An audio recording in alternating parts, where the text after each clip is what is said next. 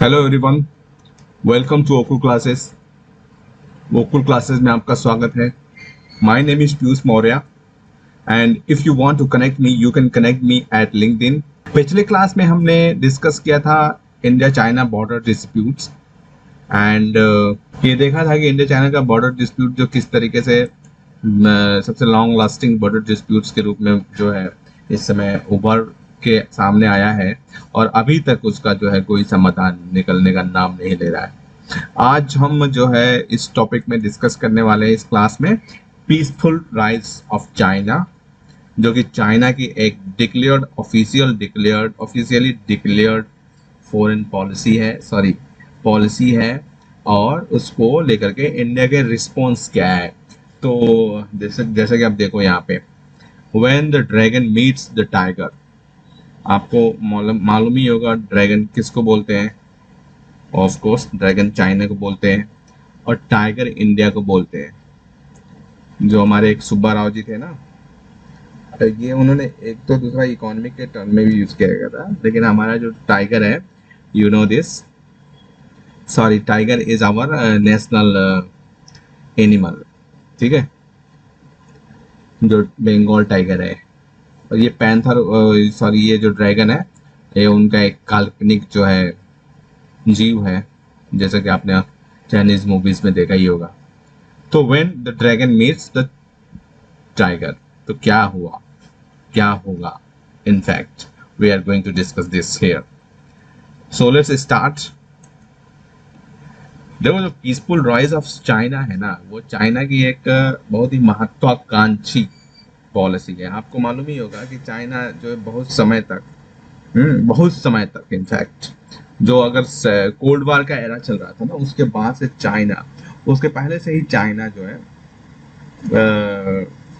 एक closed nation के रूप में डेवलप हो रहा था। क्लोज्ड नेशन मतलब उसके बारे में ज्यादा खबरें नहीं आती थी, मालूम है ना आपको। वहाँ प्रेस की फ्रीडम, क्योंकि वो कम्युनिस्ट कंट्री है, तो no freedom to the press, press की फ्रीडम नहीं है वहाँ पर, ठीक है। डेमोक्रेटिक राइट्स लोगों को नहीं मिले हुए हैं। और दूसरी बात, चाइना जो है इंटरनेट पे बहुत सख्त रहता है। उसने जो है अमेरिकन जो भी प्लेटफॉर्म्स है ना इंटरनेट पे, उनको अलाउ नहीं कर रखा है। उसका इवन अपना गूगल है, अपना गूगल के जैसा अपना सर्च इंजन है, ठीक है, वो अपना सोशल मीडिया का भी उनका अपना है, सब कुछ, यूट्यूब भी अपना है उनका, ठीक है। दूसरा, तो एक तरीके से वहां से इंफॉर्मेशन बाहर बहुत मुश्किल से निकलती थी और इसी का फायदा जो है ना उसने उठाया अमेरिका का जो है से बचने के लिए। मतलब अंदर ही अंदर डेवलपमेंट करता रहा, उसके ऊपर बाहर नहीं गया। लेकिन जब क्या हुआ कि जब वो डेवलप्ड हो गया, तो कहते हैं ना कि उसने उसके पंजे बाहर निकलने शुरू हो गए, लाइक क्लोज उसके जो दिखाई देने, नाखून उसके दिखाई देने लगे। वो दुनिया में जो है आप देख सकते हो वीआरआई के रूप में, मैरीटाइम सिल्क रूट, और वो हर जगहों पे जो है अब तरीके से, एक तरीके से चाइना तेजी से खड़ा हो रहा है, ठीक। तो ये चाइना की इमरजेंसी, पीसफुल इमरजेंसी का ही नतीजा है। पीसफुल इमरजेंसी, चाइना बार बार कहता है कि अमेरिका जो है चाइना के पीसफुल इमरजेंसी में टांग अड़ा रहा है। तो पीसफुल इमरजेंसी है क्या, basically we must know this, तभी हम जो है आगे इसको बढ़ा पाएंगे। चाइना एक्चुअली क्या कहता है ना कि हम मिडिल किंगडम है, we are a middle kingdom, China एक क्लेम करता है। मिडिल किंगडम कैसे हुए भाई? तो मिडिल किंगडम इस तरीके से हुए, अगर ग्लोब को देखा जाए ना, तो चाइना यहाँ पे है बीच में, ठीक है। इधर आपका यूएस है एंड इधर है आपका रशिया, तो हुआ ना मिडिल किंगडम। अगर ग्लोब को देखोगे तो ये पैसिफिक ओशन मान लो, ठीक। तो ये एक तरीके से यह मध्य साम्राज्य के रूप में अपने आप को मानता है, ठीक। तो अभी जो पीसफुल राइज है चाइना का, वो क्या कहता है, पीसफुल राइज क्या कहता है चाइना का? चाइना का जो पीसफुल राइज है वो एक एशियन ड्रीम है। वो चाहता है कि एशियन एरा शुरू हो, एशियन ड्रीम, एशियन एरा। और उस एशियन एरा को लीड कौन करेगा? चाइना करेगा। ठीक है, दिस इज द पीसफुल, मतलब बेसिकली पीसफुल राइज का एक तरीके से उसका पर्पज है। तो इसके लिए क्या जरूरी है, इसके लिए जरूरी है कि जो एशिया है ना, यू मस्ट अंडरस्टैंड दिस, जो एशिया है वो यूनिपोलर होनी चाहिए। भाई एक ध्रुवीय रहेगा तभी तो वो शक्तिशाली बना रहेगा चाइना, और जो वर्ल्ड है तभी तो एशिया को लीड करेगा वो, या कई पावर सेंटर होंगे तो कैसे करेगा। और जो वर्ल्ड है ना वो मल्टीपोलर होना चाहिए।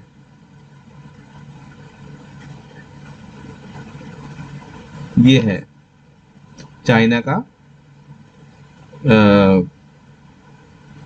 ड्रीम, कि एशिया को एक ध्रुवीय बना के रखा जाए। वो ध्रुव कौन सा होगा, चाइना, और दुनिया को मल्टीपोलर बना के रखा जाए, लाइक उसमें कई सारी शक्तियां हो, पावर्स हो, ठीक, तभी तो चाइना एशिया को लीड कर पाएगा और आगे ले जाएगा।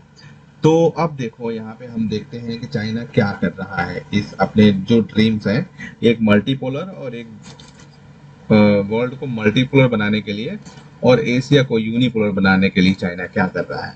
This is very important to know this. अब यहाँ पे हम देखते हैं कि वो क्या करता है, चाइना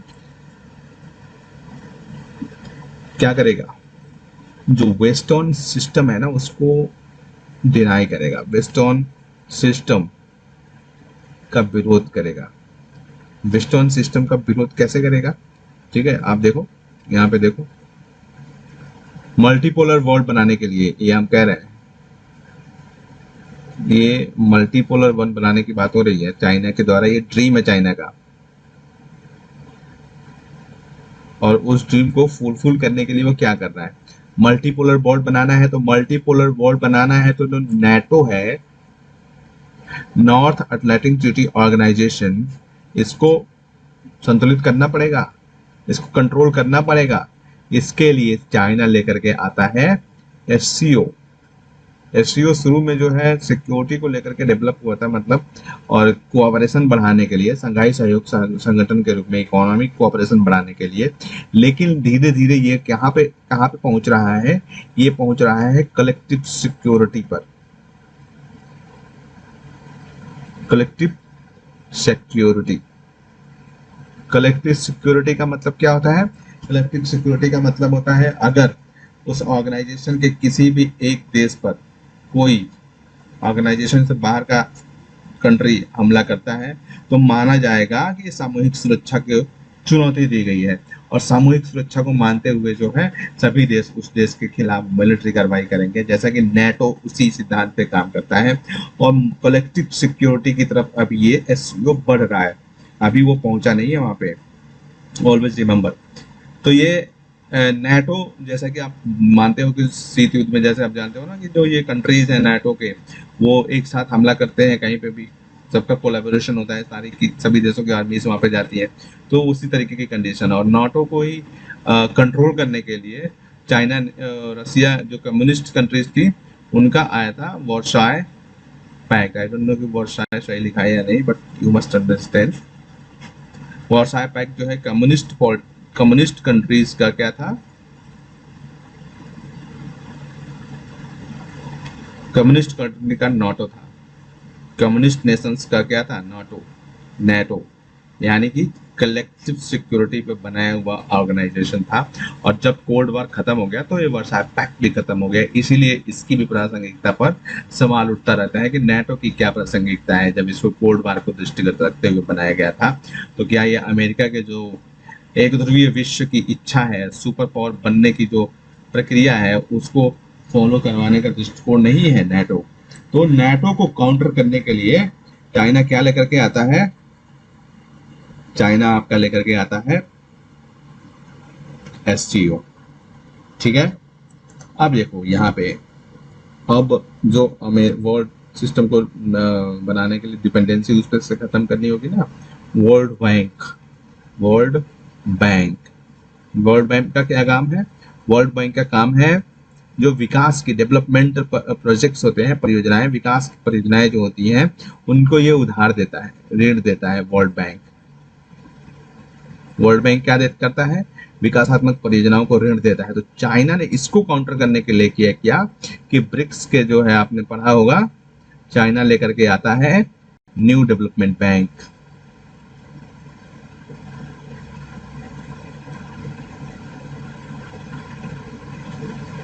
ठीक है, न्यू डेवलपमेंट बैंक लेकर के आता है चाइना। इसी तरीके से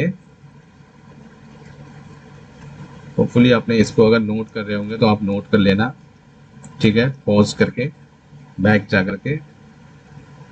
इसी तरीके से जो है आईएमएफ को बैलेंस करने के लिए चाइना क्या कर रहा है? आईएमएफ का काम क्या है? आईएमएफ का काम है जो पेमेंट सिस्टम में जो क्राइसिस है, भुगतान संतुलन, उसको दूर करना है। तो चाइना ने क्या किया है? चाइना क्या कर रहा है? इसको बैलेंस करने के लिए चाइना लेकर के आया, क्या लेकर के आया भाई? Contingency reserve arrangement, CRA.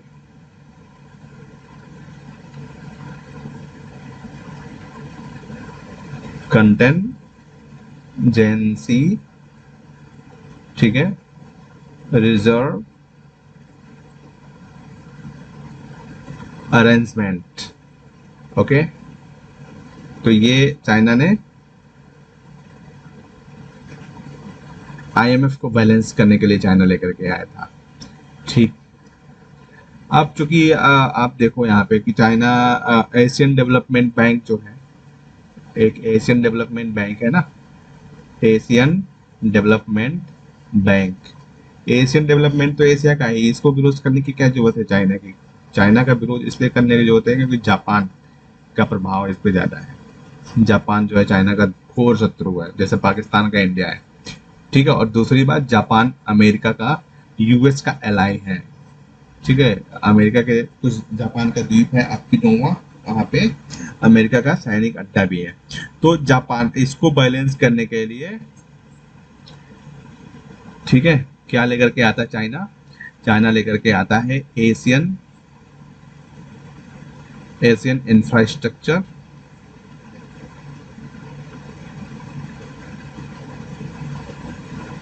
ठीक है, बैंक। एशियन इंफ्रास्ट्रक्चर बैंक लेकर के आता है चाइना, जापान को, एडीबी को बैलेंस करके। ये चाइना का एक तरीके से क्या है, वर्ल्ड को मल्टीपोलर बनाने का दृष्टिकोण है। डॉलर को चाइना इतना बुरी तरीके से जो है, डॉलर डिप्लोमेसी को चाइना इतना खारिज करता है। ठीक है, और इसी तरीके से चाइना हर जगह पे यूएस की सुपरमेसी को चैलेंज करने की कोशिश करता है। तो ये एक चाइना का जो है दृष्टिकोण है। आपने ये देखा कि मल्टीपोलर वर्ल्ड बनाने के लिए चाइना क्या कर रहा है। अब हम देखते हैं कि अपने प्रभाव को और एशिया को एक ध्रुवीय बनाने के लिए चाइना क्या कर रहा है। एशिया को एक ध्रुवीय बनाने के लिए चाइना क्या कर रहा है? क्या कर रहा होगा आपके हिसाब से चाइना?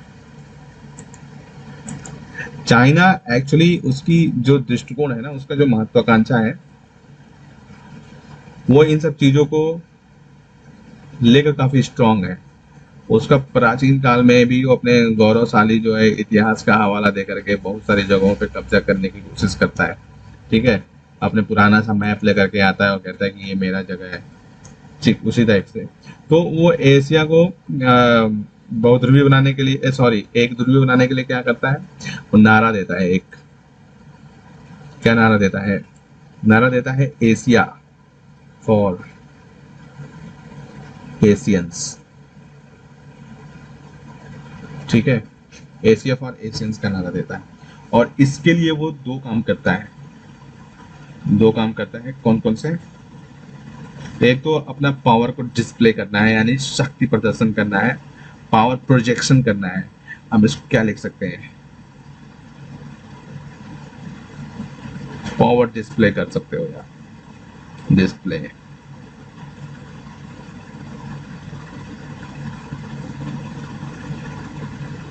ठीक है, पावर डिस्प्ले कैसे करता है? पूर्वी चीन सागर में, ईस्ट चाइना सी में, वहां पे डिस्प्यूट है चाइना का। साउथ चाइना सी में शक्ति का प्रदर्शन करता है।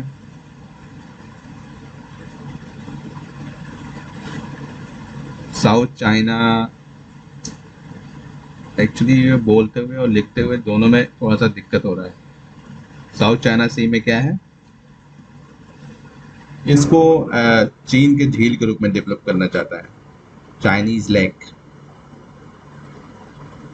ठीक है, यहाँ पे वो छोटे छोटे द्वीपों पर अपना कब्जा कर लेता है और उनको अपना बता करके वो वहाँ पे उस एरिया के वो जो स्पेशल इकोनॉमिक जोन वाला एरियाज होता है उन पे भी अपना हक जमा देता है।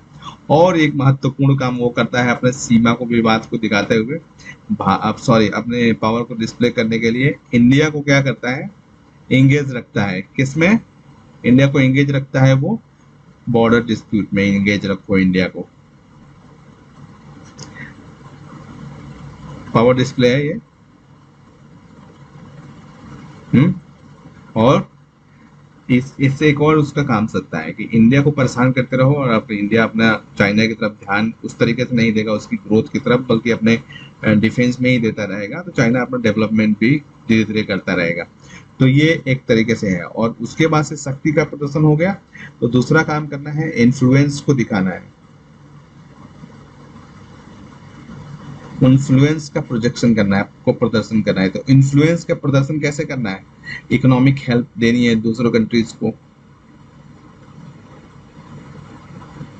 ये सब जो मैं आपको बता रहा हूँ फ्लो चार्ट के माध्यम से, इसको आप जो है अपने शब्दों में बेहतर तरीके से अपने आंसर को लिख सकते हैं। तो इकोनॉमिक हेल्प करता है, आप देखो जैसे चेकबुक डिप्लोमेसी इसको बोलते हैं, चेकबुक डिप्लोमेसी है आपका, ठीक है। और बार्गेनिंग डिप्लोमेसी, सॉरी, ग्रांट जो बीआरआई के थ्रू दिया जाता है, ग्रांट्स दिया जाता है, स्पेस डिप्लोमेसी है, ये इकोनॉमिक हेल्प इन सब के तहत आता है, ठीक है। बेल्ट एंड रोड इनिशिएटिव इसका इसी इन्फ्लुएंस जो बनाने वाला दृष्टिकोण है उसके तहत आता है। इसको हमें एक अलग ही क्लास में पढ़ना पड़ेगा हमको।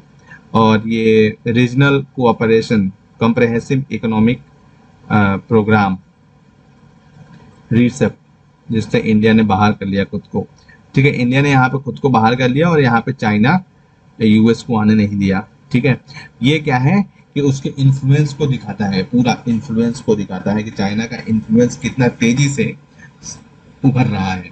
तो ये एक चाइना का पूरा प्रोग्राम है, वो अपने जो अपना वो है ना, क्या बोलते हैं, सपना, वो पूरा करना चाहता है इसके माध्यम से। अब इंडिया को क्या इंडिया का रिस्पॉन्स है ये भी हम देख लेते हैं, ठीक है। जो हमारी फॉरेन पॉलिसी है, इंडिया की फॉरेन पॉलिसी है, जो उसका सबसे महत्वपूर्ण कंपोनेंट है वो है इकोनॉमी।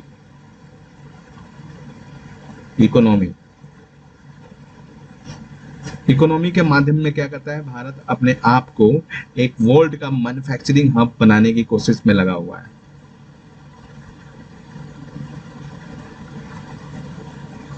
आप सोच सकते हो कि कैसे ऐसा हो सकता है, कैसे ऐसे हो सकता है, क्योंकि चाइना तो बहुत ज्यादा डोमिनेट करता है मैन्युफैक्चरिंग सेक्टर में। हो सकता है ऐसा कि चाइना के पास जो है कुछ समस्याएं हैं इकोनॉमिक टाइप की, क्योंकि उसकी जो एक बहुत बड़ी जो मतलब उसकी आबादी जो है ना, वर्किंग पॉपुलेशन, वो बहुत समय तक नहीं काम करने वाली है। वो growing old one child policy के कारण, जो चाइना की वन चाइल्ड पॉलिसी है, उसके कारण चाइना का जो एज, जो बुढ़े लोगों की संख्या है ना, ओल्ड लोगों की, वो बढ़ रही है। डेमोक्रेटिक डिविडेंड का जो पीरियड होता है उससे बाहर निकल रहा है चाइना, और वहाँ पे वर्क फोर्स कम हो जाएगी, और जिसकी वजह से चाइना का जो है सिस्टम काम करना थोड़ा स्लो कर देगा। ऐसे इंडिया का फायदा ले सकता है। और इंडिया का डेमोक्रेटिक डिविडेंड ज़्यादा है, स्किल डेवलपमेंट प्रोग्राम्स चलाए जा रहे हैं, काफ़ी अच्छे से ये काम भी कर रहे हैं। तो ये क्या होता है कि इंडिया एक मैन्युफैक्चरिंग हब के रूप में बन सकता है। इंडिया ऑलरेडी सर्विस सेक्टर में वर्ल्ड को लीडिंग मतलब रोल प्रदान कर रहा है, फॉरेन इन्वेस्टमेंट, और इसके लिए क्या कर रहा है इंडिया, आप ये भी देख लो, ठीक है। वर्ल्ड को मैन्युफैक्चरिंग हब बनाने के लिए एक तो ये हमने जो बात किया, ये एक रीजन है, ठीक है। और दूसरा भी और बहुत सारी चीज़ें, जैसे चाइना का जो ट्रस्ट है वो मतलब बहुत सारे देशों पे कम है, तो इंडिया अगर उसके रिलायबल प्रोडक्ट लेकर के आएगा तो वो ज़्यादा से ज़्यादा इंडिया को ही तवज्जो देंगे। ठीक है, और इंडियन गवर्नमेंट क्या है, मेड इन गो इंडिया, जो मेड इन इंडिया हमारा प्रोग्राम है वो इसको काफ़ी मतलब हेल्प मिलेगा इससे। डिजिटल इंडिया, डिजिटल इंडिया से जो है क्या होगा, डिजिटलाइजेशन को बढ़ावा मिलेगा और लोग जो है ज़्यादा से ज़्यादा टेक्नो से भी बनेंगे। ब्लू इकोनॉमी, ठीक है, ये एक तरीके से क्या है, इंडिया को वैश्विक विनिर्माण का केंद्र, वर्ल्ड मैन्युफैक्चरिंग का सेंटर बनाने की दिशा में प्रयास करना है हमारा, जो चाइना को काउंटर करने के लिए। हमारी नई नीति जो है नेवल फर्स्ट पॉलिसी में क्या है कि हम एकीकृत एक तरीके से पड़ोसी करना चाहते हैं, इंटीग्रेटेड नेवर्स बनाने की कोशिश कर रहे हैं। जो आई और रीजन है, इंडियन ओशन रीजन, ठीक है, यहाँ पे हम शांति और जो है शांति और स्थिरता लाने का प्रयास में कर रहे हैं, और यहाँ पे भारत जो है एक लीडिंग रोल निभाएगा क्योंकि चाइना को कंट्रोल करना है। ठीक है, इंडियन डायस्पोरा के साथ जो है भारत अब डायरेक्ट संबंध बना रहा है और उसके लिए जो है प्रयास भी काफी कर रहा है। तो इंडियन डायस्पोरा को इंगेज किया जा रहा है सॉफ्ट पावर पॉलिसी को यूज करने के लिए। और जो वर्ल्ड की जो पावर्स हैं, जो पावर्स हैं वर्ल्ड की, वो भी इंडिया के साथ आ रही हैं।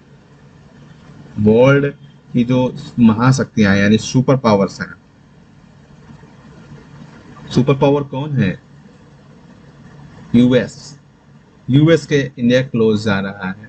ठीक है, चाइना को बैलेंस करने के लिए ऑब्वियसली इंडिया को सपोर्ट करेगा। और एशियन जो ड्रीम है एशियन एरा का, उसमें इंडिया जो है, आप देखोगे कि जो रसिया चाइना के जो ट्रायंगल बन रहा है ना, उसकी सबसे सॉफ्ट कड़ी जो है इंडिया ही है। तो इंडिया को ही पकड़ने की कोशिश किया जा रहा है यूएस के द्वारा।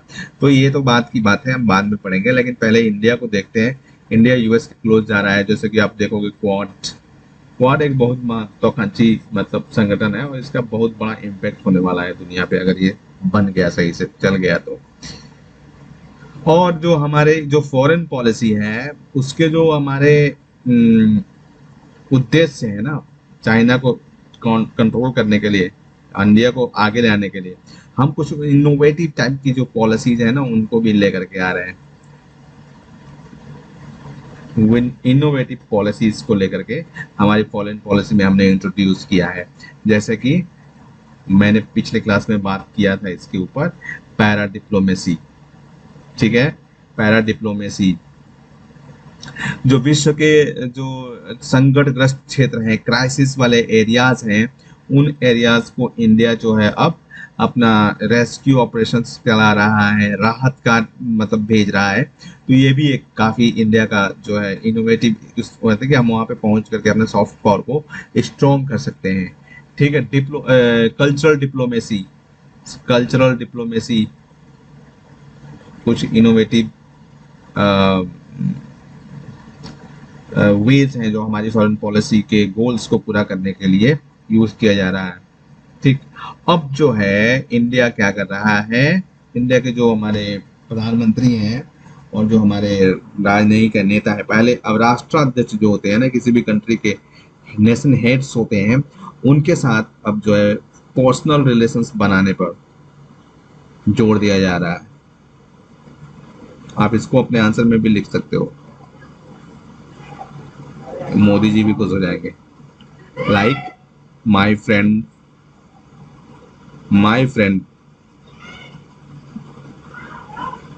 मोदी जी बोलते रहते हैं ना, my friend Obama, my friend जो है फलाने, माई फ्रेंड ढिमकाने, दिस काइंड ऑफ। तो ये एक पर्सनल रिलेशन डेवलप करने की कोशिश है। ठीक है, तो इस तरीके से जो है भारत चाइना को काउंटर करने की कोशिश कर रहा है। हम आगे जो है चाइना और इंडिया से जो भी रिलेटेड पॉलिसीज पढ़ेंगे ना, अभी जो भी रिलेटेड क्लासेस लेंगे, उनमें इन सब का काफी महत्व होने वाला है। अब आइए हम जल्दी से एक थोड़ा सा इंडिया और चाइना का जो रिलेशनशिप है उसको हम एक टाइमलाइन देख लेते हैं, ताकि हमारी अंडरस्टैंडिंग और बेहतर तरीके से बन जाएगी। आने वाले जो क्लासेस हैं उसके लिए काफी इंपॉर्टेंट है। जो हमारा डिप्लोमेटिक रिलेशन चाइना के साथ शुरू हुआ था, आप देख लो यहाँ पे 1 अप्रैल 1950 को शुरू हुआ था, और 1 अप्रैल जो है 1 अप्रैल 2020 में इंडिया ने इसके साथ जो है 70 अपना ईयर्स सेलिब्रेट किया था चाइना के साथ। ठीक, चाइना के साथ जो बॉर्डर डिस्प्यूट वाली क्लास है उसमें आप देखना, ठीक है, उसमें हमने ये बातें करी थी कि ये क्यों बॉर्डर डिस्प्यूट होने के बाद भी कैसे कोऑपरेशन डेवलपमेंट की बात जो है करी थी दोनों देशों ने। इंडिया पहला नॉन सोशलिस्ट कंट्री था, गैर साम्यवादी देश था, जिसने चाइना को, पीपुल्स रिपब्लिक ऑफ चाइना को, जो साम्यवादी कंट्री था, उसको सपोर्ट किया था। और उस समय पे ये एक फ्रेज काफी जो है फेमस हुआ था, हिंदी चीनी भाई भाई करके, ठीक है, आपने भी सुना ही होगा कहीं ना कहीं, हिंदी चीनी भाई भाई। वो हिंदी चीनी भाई भाई का सारा जो है सगुफा निकल गया था 1962 में, जब नेहरू जी का आइडियलिज्म चूर चूर हो गया था, ठीक है। और दोनों कंट्रीज जो है एशियन अफ्रीकन, ये देखो कैसे दोनों गलबहियां डाल के जो है चल रहे हैं, एशियन अफ्रीकन कॉन्फ्रेंस में भाग लिया था, जहाँ पे 29 देशों ने पार्टिसिपेट किया था बॉर्डिंग इंडोनेशिया में। और वहाँ पे उन्होंने boarding spirit of solidarity, friendship and cooperation को जो है एक स्वर में उसके जो है वकालत की थी कि हम जो है साथ में एकता बनाए रखेंगे, दोस्ती बनाए रखेंगे और सहयोग बनाए रखेंगे। और decolonisation of the whole Asia, जो अफ्रीका जो कंट्रीज हैं उनको उनका करवाना है, मतलब बहुत सारे देश अभी भी गुलाम थे, उनको आज़ाद करवाना है। नॉन अलाइनमेंट मूवमेंट्स का फॉर्मेशन किया गया। और ये जो था वो क्या था, एक third way of between the two blocks end of super powers, तीसरा रास्ता था ये, ठीक। तो फर्स्ट जो नेम सबमिट थी वो कहाँ पे हुई थी, बेलग्रेड, यूगोस्लाविया में, इन सितंबर 1961 में, उसी समय हुई थी, ठीक। ये जो टाइम लाइन है 1955 की घटनाएं हम बातें कर रहे हैं। 1962 में आपको मालूम है कि बॉर्डर कॉन्फ्लिक्ट जो है कितना सीवियर रूप ले चुका था, और चाइना ने जो है अपनी तरफ से एक तरफा युद्ध की घोषणा कर दी थी इंडिया के साथ। इंडिया को काफी नुकसान हुआ था, इंडिया की इमेज को काफी नुकसान हुआ था, नेहरू जी के नेतृत्व को काफी चोट पहुंची थी, ठीक है। और ये एरा जो है बहुत ही, मतलब हमारा जो इतिहास है उसमें एक तरीके से काला वर्स ब्लैक फेस कह सकते हो आप, ठीक है, जब इंडिया के जो ट्रस्ट को तोड़ दिया गया था चाइना के द्वारा इंडिया का मान मर्दन करने की कोशिश की गई थी। 1976 का जो एरा था ना, इसमें इंडिया चाइना, यहाँ पे 1962 के बाद आप देखो कितना बड़ा, मतलब क्या हुआ कि इंडिया चाइना का रिलेशनशिप क्लोज। हमारे इंदिरा गांधी जी ने कह दिया था कि जब तक तुम हमारा एरिया जो हमसे लिया है तुमने वापस नहीं करोगे, कोई बातचीत नहीं होगी, कोई आगे का वो प्रोग्रेस नहीं होगा। तो चाइना और इंडिया ने 1976 में जो है एम्बेस्टोरियल रिलेशंस को, मतलब शुरू किया, एम्बेसडर के लेवल पे, ठीक है, रिलेशंस को शुरू किया। उसके बाद 1988 एक माइलस्टोन के रूप में उभरा। माइलस्टोन इनके रिलेशन के बीच में कैसे उभरा कि जो राजीव गांधी जी, हमारे प्रधानमंत्री राजीव गांधी ने क्या किया, चाइना की यात्रा की, चाइना गए और उन्होंने क्या किया, दोनों देशों के द्विपक्षीय बातचीत को, वार्ता को जो है प्रोसेस को नॉर्मलाइज करने की कोशिश की, सामान्य बनाने की कोशिश की, बातचीत की प्रक्रिया को। आपको मालूम है डेमोक्रेसी में कहते हैं कि negotiation, democracy is a culture of negotiation. Democracy बातचीत की एक संस्कृति है, और बातचीत से सिर्फ ये नहीं पता चलता है कि जो है एग्रीमेंट, हम मतलब कोई समाधान निकालने के लिए ही सिर्फ बातचीत नहीं की जाती है। बातचीत करने से ये भी पता चलता है कि डिसएग्रीमेंट किस किस मुद्दे पे है। और उसी का नतीजा ये था कि जो है डिसएग्रीमेंट के साथ साथ जो है इंडिया चाइना के बीच में कोऑपरेशन भी डेवलप हुआ। वो दोनों राजी हुए थे इस बात पे, आप देखोगे आगे अटल बिहारी जी के समय पे वो कोऑपरेशन करने के लिए राजी हुए थे कि हम इसको साइड करते हैं, बॉर्डर डिस्प्यूट को साथ में सुलझाते रहेंगे, और उसके साथ हम कोऑपरेशन के जो बिंदु हैं उनको भी पहचान के आगे बढ़ते हैं, ठीक। और यहाँ पे जब हमारे राजीव गांधी जी चाइना गए थे तो यहाँ पे इन लोगों को, यहाँ पे एक सहमति बनी थी आगे देखने के लिए कि हम चलो आगे बढ़ाते हैं अपने रिलेशनशिप को और अपने रिश्तों को और बेहतर तरीके से डेवलप करने की कोशिश करते हैं, ठीक है। उसके बाद से 1992 में आर वेंकटरमन जो हमारे प्रेसिडेंट हैं, राष्ट्रपति थे उस टाइम पे, वो चाइना गए थे और भारत के पहले प्रेसिडेंट बने वो, जो चाइना की यात्रा किया था उन्होंने। ठीक है, ये भी एक काफी इम्पोर्टेंट फेज। अब यहाँ पे देखो एक और इम्पोर्टेंट पहलू उभर के सामने आता है। 1996 में चाइना के सियांग जेमिंग विजिटेड इंडिया, ये जे को हम सियांग ही पढ़ेंगे यहाँ पे, विजिटेड इंडिया। और वो चाइना के पहले हेड ऑफ द स्टेट थे जो इंडिया को विजिट किया उन्होंने। ठीक है, और जो कब से विजिट किया, जो बायलेटरल टाइज जो फिर से स्टेब्लिश हुआ था ना, द्विपक्षीय संबंध जब स्थापित हुए, उसके बाद से इंडिया को विजिट करने वाले पहले हेड ऑफ स्टेट बने थे। और यहाँ पे दोनों गवर्नमेंट्स के बीच में एग्रीमेंट्स हुई, और एग्रीमेंट्स के बाद जो है विश्वास बहाली की प्रक्रिया शुरू हुई, कॉन्फिडेंस बिल्डिंग मेजर्स की प्रक्रिया शुरू हुई मिलिट्री के फील्ड में, सैन्य क्षेत्र में। ठीक है, और कहाँ पे हुई शुरू, लाइन ऑफ एक्चुअल कंट्रोल पर शुरू हुई थी। इंडिया चाइना बॉर्डर के जो है लाइन ऑफ एक्चुअल कंट्रोल पर मिलिट्री के बीच में कॉन्फिडेंस बिल्डिंग मेजर्स यानी विश्वास बहाली की प्रक्रिया शुरू हुई थी। तो ये भी एक माइलस्टोन था। 2000 में जो है हमारे प्रेसिडेंट के आर नारायणन, ठीक है,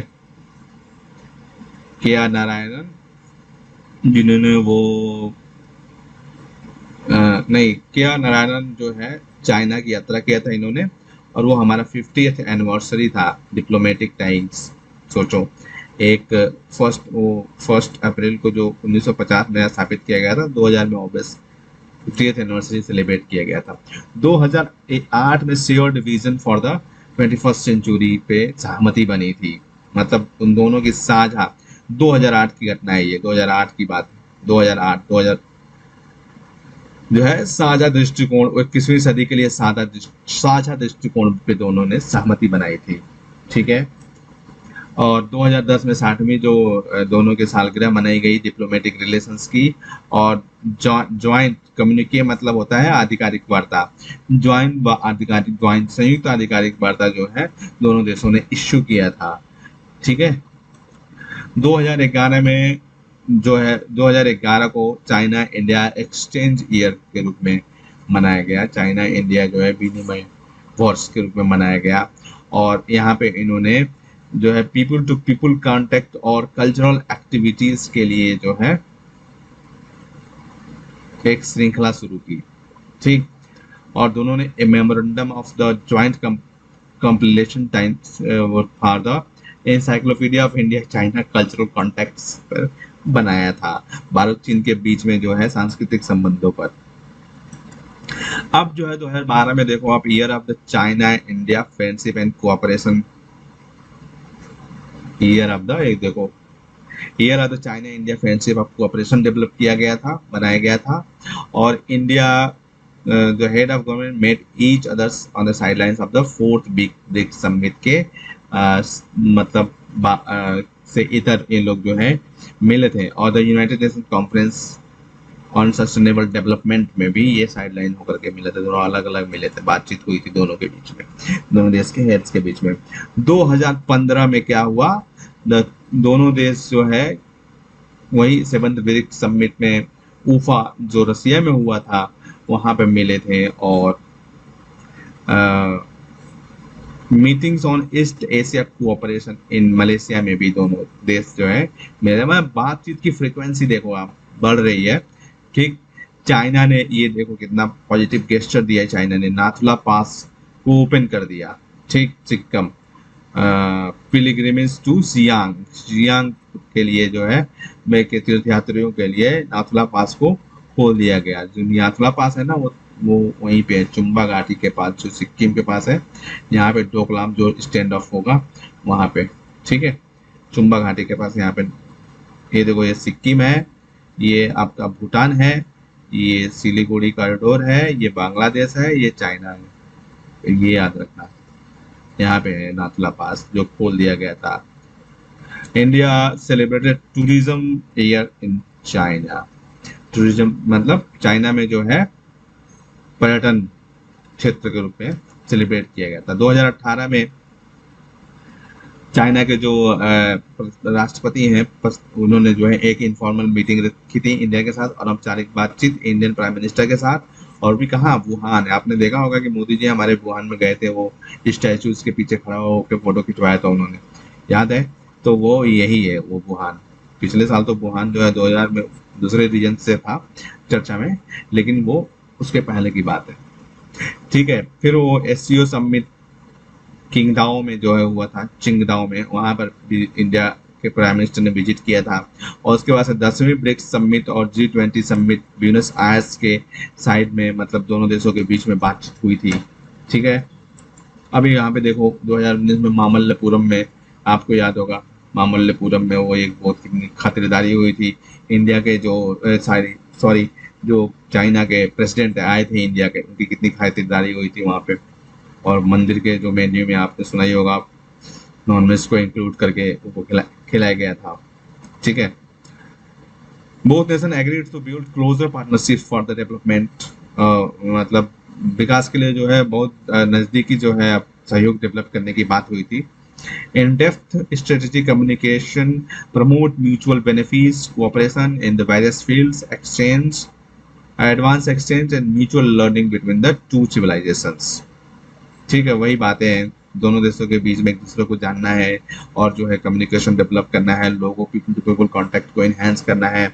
और उसके बाद से यहाँ पे फिर से एससीओ समिट बिस्बेक में हुई थी, और फिर वहाँ की 11वीं समिट जो है ब्रिक्स में, दोनों की साइडलाइन में मीटिंग हुई थी। 2020 का जो सिनेरियो है वो ये था कि जो 70th एनिवर्सरी जो थी मनाई गई थी इंडिया के साथ 1 अप्रैल को, और डिप्लोमेटिक रिलेशंस के, और ये China India year of cultural and people to people exchange का भी ईयर के रूप में मनाया गया था। और इसी टाइम पे आपको मालूम ही होगा बॉर्डर पे अलग ही कहानी चल रही थी। Where the two sides agreed to hold 70 celebrities activities, celebratory 70 जो है मतलब उत्सव मनाने की जो गतिविधियां हैं उनको शुरू किया जाएगा। अपना जो हिस्टोरिक कनेक्शन जो है, संपर्क है, उसको जाहिर करने के लिए, दिखाने के लिए, बताने के लिए। उसके बाद से आपको पता ही होगा कि चाइना ने स्ट्रेटेजिकली जो है, क्योंकि उसके ऊपर जो है दुनिया की नजर थी, और उसने चाइना ने इंडिया के साथ बॉर्डर डिस्प्यूट को फिर से कुदेर दिया। और अभी रिसेंटली 2021 में जो है अप्रैल 2021 में दोनों के बीच में जो है 20th राउंड टेबल टॉक्स हुआ इसको सुधारने के लिए। ठीक है, उसके पहले जो है इंडिया चाइना का जो फेस ऑफ या स्टैंड ऑफ जो था वहाँ पे गलवान वैली में फिर से हुआ था, और 45 ईयर्स के बाद इंडिया में पहली बार जो 20 इंडियन मिलिट्री आर्मी के पर्सन्स मारे गए थे वहाँ पे। तो ये एक तरीके से चाइना का इंडिया के रिलेशंस का टाइमलाइन है। और आगे हम अपनी चाइना रिलेशंस के बीच में जो है देखेंगे स्ट्रिंग ऑफ पोल्स पॉलिसी। ठीक है, तो आज की क्लास में बस इतना ही। अगली क्लास में हम पढ़ेंगे स्ट्रिंग ऑफ पोल्स पॉलिसी, और जो आपके एग्जाम के लिए string of pearls policy of China, और उसके बाद से हम BRI पे आएंगे। तो ये बहुत इंपॉर्टेंट होने वाली है आपकी क्लास। और अगर आपने अभी तक हमारे चैनल को सब्सक्राइब नहीं किया है तो जल्दी से कर लीजिए, और साथ में बेल आइकन को प्रेस कर लीजिए, ताकि आपको हमारे आने वाली वीडियोस की नोटिफिकेशन समय समय पर मिलते रहे। अगर आपको इस टॉपिक में समझाए गए किसी भी कॉन्सेप्ट को लेकर कोई भी क्वेरी है तो आप नीचे कमेंट सेक्शन में लिख सकते हैं। मैं खुद पर्सनली उसको रिप्लाई 24 घंटे के भीतर करूंगा, और आप हमें सुझाव भी दे सकते हैं ताकि वो जो भी संभव हम सुधार कर सकें।